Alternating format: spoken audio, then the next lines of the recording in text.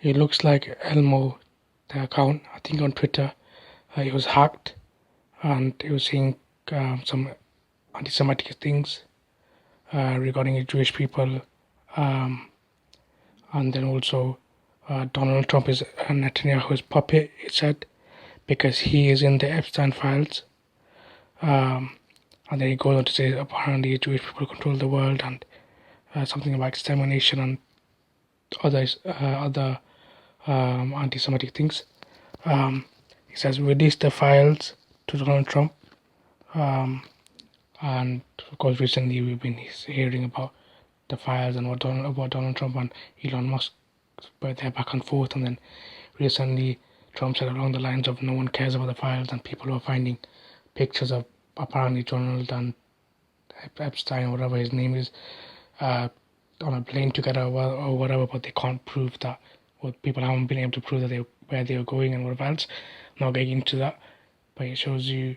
I'm not saying whatever was said should have said and whatever, but when things are hacked and things like this are said, there seems to be more outrage than people actually saying things like death to Arabs.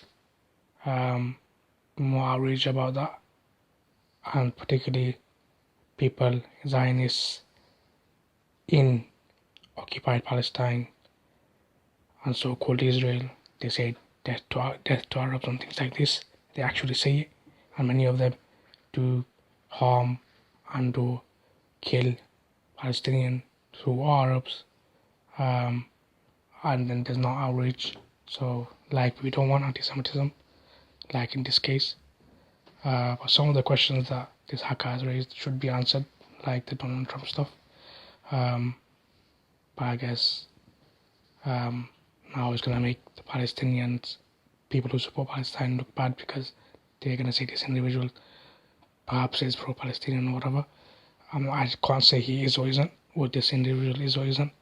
But we're not anti-Semitic, and we have many Jewish people who are pro-Palestinian or pro-Palestine supporting us, including rabbis. And some of them have said they feel safer in Muslim. Jewish people have felt safer in history repeatedly in Muslim lands than non-Muslim lands. And during the Khilafah, the Caliphate, and one Jewish rabbi at least that I heard on a video saying that he would prefer and love for the Caliphate to return. So nobody is pro-Palestine people, Muslims, minorities, Arabs, nobody is anti-Semitic. And in history, you will see who are the ones that protected Jewish people. When people are saying it's illegal to help them hide and help protect them, it was the Muslims that protected them repeatedly in history. And who was it that removed them? I'll just leave that there. I'm not going to say who it was, but who was it that wanted them removed? And they had to seek refuge in Muslim lands.